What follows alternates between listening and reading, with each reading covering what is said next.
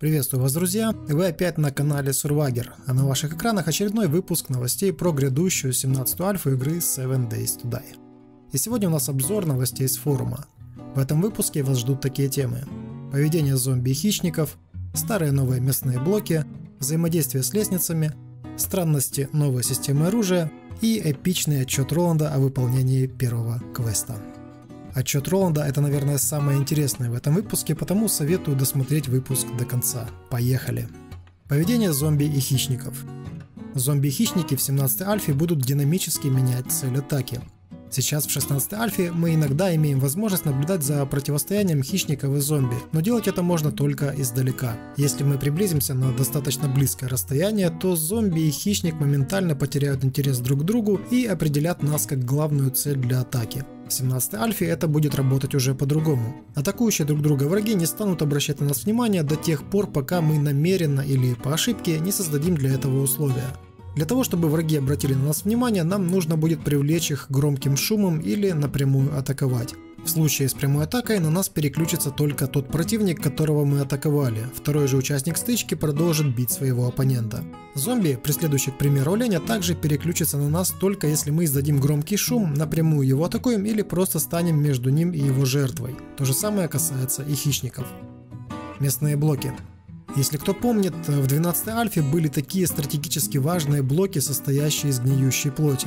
Эти блоки появлялись на месте трупов уничтоженных зомби. В ночь Орды первая волна зомби, закономерно погибающая на кольях обороны, могла покрыть слоем таких блоков все защитные колья, благодаря чему следующая волна уже спокойно могла преодолеть эти колья, почти не получая урона. Это была очень интересная задумка, которая позволяла зомби преодолевать не только колья и шипы, но и стены небольшой высоты, запросто взбираясь по этим блокам на высоту второго, а иногда и третьего этажа. Эти блоки не пропадали со временем, как это сейчас происходит с трупами, они превращались в блоки почвы, что было вполне логично.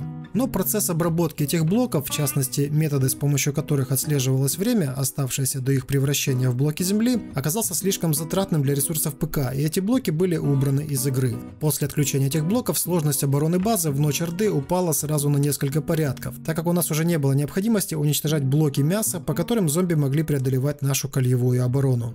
Так мы и жили без этих блоков целых 4 альфы, с 13 по 16 включительно. И вот недавно на форуме просочилась информация о том, что эти блоки, только обновленные и доработанные, могут опять появиться, но уже в 17 альфе. А в комплекте с исправленными ордами нам наконец-то опять может прийтись очень несладко при обороне наших баз в ночь Кровавой Луны. И это очень круто. Немного про лестницы. Также на форуме появились некоторые подробности про лестницы. В прошлых выпусках я вам рассказывал, что зомби смогут взбираться по лестницам, даже если у них будет отсутствовать нижняя секция. Но тогда ничего не было известно из того, что изменится для персонажа. Недавно выяснилось, что персонаж, в отличие от зомби, сможет цепляться за лестницу, даже если у нее отсутствуют 2 первых секции. То есть мы вполне сможем допрыгнуть до 3-й секции и уцепиться за нее. Но тут также есть некоторые условия. К примеру, мы не сможем допрыгнуть до 3-й секции, если у нас будет перелом ноги. Я бы также добавил такое условие, чтобы мы при переломе руки вообще не могли бы лазить по таким лестницам, но как минимум, чтобы мы не могли цепляться за них, или скорость передвижения по ним была бы сильно снижена. Спросил об этом на форуме, и четкого ответа получить мне так и не удалось. Придется, видимо, тестить это уже самостоятельно в 17-й альфе. Прыгающие зомби.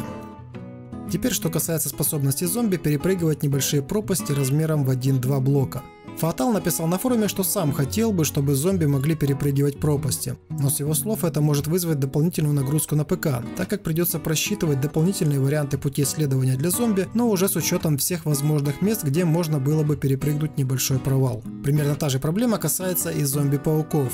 Новая система расчета пути исследования в 17-й альфе гораздо сложнее и требовательнее к ресурсам ПК, чем та, что есть сейчас. Если бы в ней в 17-й альфе учитывалась еще и возможность взбирания по стенам, то это потребовало бы гораздо больше оперативной памяти и, соответственно, привело бы к подвисаниям в игре. Из этого можно сделать вывод, что, скорее всего, зомби-пауки в 17-й альфе просто не смогут взбираться по стенам. Эта возможность, скорее всего, будет им возвращена в 18-й альфе, после того, как новая система путей будет достаточно протестирована игроками в 17-й альфе на ПК разной мощности. Способность ползать по стенам вернется к паукам уже, скорее всего, в сильно доработанном виде. Пока нет тому подтверждения, но слухи говорят о том, что зомби-пауки смогут ползать по стенам и потолкам в любом направлении. Также вполне возможно, что в 18-й альфе можно будет застать зомби-пауков спящими на стенах и потолках, но это все не точно, а жаль. Странности новой системы оружия. Ранее я рассказывал вам, что в 17 альфе будет только одна дубина, которую мы сможем скрафтить, и это будет обычная деревянная дубина. Получить дубину с колючей проволокой или топовую дубину с шипами мы сможем только с помощью установки на обычную дубину соответствующей модификации. И тут вскрылись некоторые подробности, которые меня немного смутили. Заключаются они в том, что чинить модифицированную дубину у нас не будет возможности от слова совсем. Когда дубина сломается, нам нужно будет создавать новую деревянную дубину и заново устанавливать на нее модификацию шипов или колючки. И тут выясняется второй момент. Оказывается, модификации с поломанной дубины снять уже будет нельзя, так как они одноразовые. Скрафтить модификации тоже будет нельзя. Их можно будет только найти или купить у торговцев. Каково, а? Но ведь это же полный бред. Ну что мне мешает вбить в дубину несколько гвоздей, если у меня есть молоток, гвозди и дубина? Или что мне мешает обмотать дубину колючей проволокой, если у меня есть дубина и колючая проволока, которую я сорвал с ближайшего забора? Мне кажется, что конкретно в этом случае разработчики создают сложности там, где их просто не должно быть. Я понимаю, что шипастая дубина самая топовая по урону в игре, и это сделано для баланса. Но может в таком случае стоило бы сделать два типа модов, один из которых самодельный, и при его установке дубина наносила бы хороший урон, но очень быстро теряла бы прочность и ломалась, к примеру, после 25 ударов. И второй вариант мода, который можно было бы найти или купить у торговца. И этот мод был бы качественным, и при его установке шипастая дубина была бы прочнее во много раз дубины с самодельным модом, а также имела хороший урон. Предложил это на форуме, посмотрим, примут ли разработчики мою идею. Эпичный отчет Роланда. И последнее на сегодня. Роланд опубликовал на форуме очередной отчет о том, как ему играется в 17-ю альфу на данный момент. Дальше текст идет от имени Роланда. Поехали. В сборке номер 80 наконец-то были исправлены квесты фракции Белой реки, и потому я решил удалить все сохранения, создал нового персонажа, а также создал новый мир. Все это было сделано специально для того, чтобы с чистого листа начать игру, найти торговца и выполнить один из его квестов. Позвольте мне дать один очень ценный совет тем, кто будет играть в 17-ю альфу в ближайшее время. Не берите квесты в первый день, пока не будете полностью в себе уверены. А теперь начнем наше повествование. Все, что я хотел сделать, это как можно скорее приступить к выполнению своего первого квеста. Для этого я быстро завершил обучающие квесты и был весьма рад отсутствию на экране кучи ошибок, как это было в прошлый раз. Далее я отправился прямо к торговцу, избегая зомби и животных. Я даже не останавливался для того, чтобы обыскать пни. Мне было очень сложно себя сдерживать, но я двигался к цели вопреки всему. Наконец-то я добрался до торговца. Как только торговец обратил на меня внимание, я сразу же закричал: «Мне нужна работа!»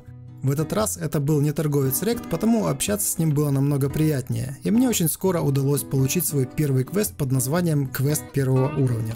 Я думаю, что это просто рабочее название, и оно обязательно будет изменено. Тем не менее, описание квеста оказалось нормальным. В нем говорилось о том, что на карте есть один дом, который фракция Белой реки хотела бы занять под свой аванпост.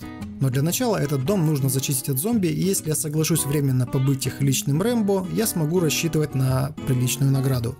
Награда за выполнение этого квеста, указанная в окне описания, была просто колоссальной. 1000 очков опыта плюс 300 коинов. Я, конечно, согласился. Тут же на моей карте восклицательным знаком было отмечено место, куда мне нужно отправиться для выполнения квеста. Дорогой читатель, позволь я напомню тебе, что на тот момент у меня было примерно 6 стрел, деревянная дубина и одежда сделана из травы. Но меня это мало беспокоило. У меня была работа, и я больше ни о чем кроме этого не мог думать. По пути к цели я старался подобрать как можно больше перьев и древесины, но совершенно забыл о том, что у меня совсем нет камня.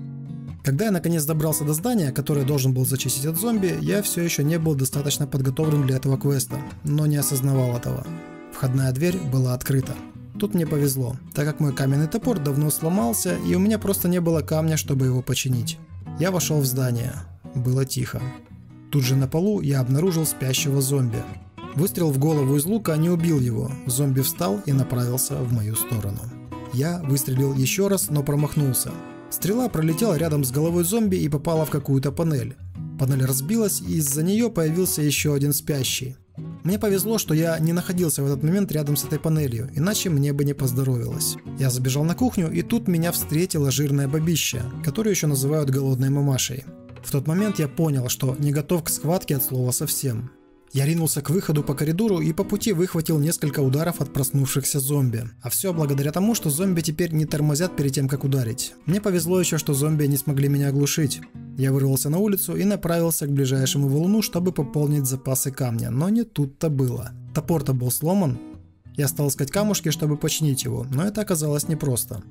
Вы, наверное, по себе знаете, как сложно найти камни, когда они вам очень срочно нужны. В этом плане в 17-й альфе ничего не изменилось. Долго ли, коротко ли, я нашел камень, починил топор и набрал достаточно камня, чтобы сделать много стрел. Во время сбора камня мне приходилось постоянно следить за тем, чтобы те трое проснувшихся зомби не подобрались ко мне слишком близко. Они не забыли обо мне и все это время продолжали меня искать, постепенно подбираясь все ближе. Стоит отметить, что зомби ни разу за это время не стали наворачивать круги вокруг какого-то участка почвы или кустика, так что с этим все было хорошо. Когда мне удалось сделать достаточно стрел, я с радостью уложил всех троих зомби и направился обратно в дом. Я ожидал, что недавно убитые мною зомби снова возродятся при входе в здание, но этого не произошло. Места, которые я успел зачистить, так и остались пусты, и новых зомби там не появилось. Я не хочу спойлерить и раскрывать детали зачистки дома, просто скажу, что мне почти удалось зачистить остальную часть здания. В процессе я нарвался на несколько сюрпризов, а также обнаружил несколько тайников с приличным лутом. Мне даже повезло найти составной лук с 10 стальными стрелами. В другом тайнике я нашел пистолет с одним патроном. Прекрасно. Тут я решил, что потрачу этот патрон на себя, если у меня не останется другого выхода. И тут же нарушил свое обещание. Пистолет был у меня в руке, а из-за угла на меня внезапно вышел зомби. Что ж, патрон был потрачен не зря. Я пытался выполнить квест как можно скорее, но с моим примитивным оружием это было сделать не так-то просто. В итоге я оказался на чердаке ровно в тот момент, когда заиграла музыка, означающая, что наступила ночь и зомби теперь смогут бегать. За полуразрушенной дверью чердака я видел спящего зомби и понимал, стоит мне что-то предпринять, и зомби проснется, а этого никак нельзя было допускать, так как против бегающего зомби у меня просто не было шансов. Потому я тихонько расположился за углом, и так мы вместе и провели эту ночь. Зомби мирно посапывал, а я сидел и изучал новые навыки и перки, которые уже имели вполне завершенный вид. Я даже купил себе некоторые из них просто ради интереса, так как не был уверен, что они уже работают. После этого я стал размышлять о том, насколько глупо было браться за это задание без подготовки. Тем не менее, это было весело. Я использовал последнюю лечебную повязку и выпил последнюю банку воды, чтобы хоть немного восстановить силы. Составной лук был прекрасен, несмотря на то, что он был оранжевого качества. Мой навык силовых атак прилично вырос за это время. Проводить усиленные атаки оказалось достаточно сложно, так как в момент замаха всегда есть риск пропустить удар от зомби. Рассуждая так, сидя в углу, меня внезапно осенило. Я понял, что в течение всего дня я ни разу не видел полоски здоровья у зомби. Я был этому несказанно рад. С катертью дорога ненавистной полоски здоровья. Тем временем наступило утро. Я открыл последнюю дверь и расправился с 3 зомби, находящимися внутри. Но это были обычные зомби, и никакого босса тут не обнаружилось. Я обшарил комнату. Некоторые ящики были сложены таким образом, что по ним можно было выбраться на крышу здания сквозь образовавшуюся в ней дыру. Я воспользовался этими импровизированными ступенями и выбрался на крышу. И тут я опять же постараюсь избежать спойлеров, просто скажу, что то, что я там увидел, меня очень сильно поразило. Я совершенно не был готов к тому, что там обнаружил. Так как это была тестовая игра, я просто открыл креативное меню и взял оттуда SMG синего качества и 500 патронов к нему. Этих боеприпасов мне хватило впритык, чтобы справиться с тем, что я встретил на крыше. Если бы это была реальная игра, я бы просто сбежал и провалил квест, потому как любой героизм в этой ситуации обернулся бы моей смертью. Излишне сейчас упоминать о том, что квесты будут весьма захватывающими. Наберитесь терпения, опыта и основательно подготовьтесь перед тем, как брать свой первый квест. Если получится, обязательно возьмите с собой друга, а лучше 2. И, к слову сказать, это был квест всего лишь 1-го уровня сложности. А теперь вопрос. Какие сюрпризы нас будут ждать в квестах 2-го уровня сложности и выше? Я думаю, это будет нечто. На этом отчет Роланда подошел к концу, да и новостей больше на данный момент у меня нет. Отчет Роланда порадовал меня больше всего, и теперь я еще больше жду выхода 17-й альфы.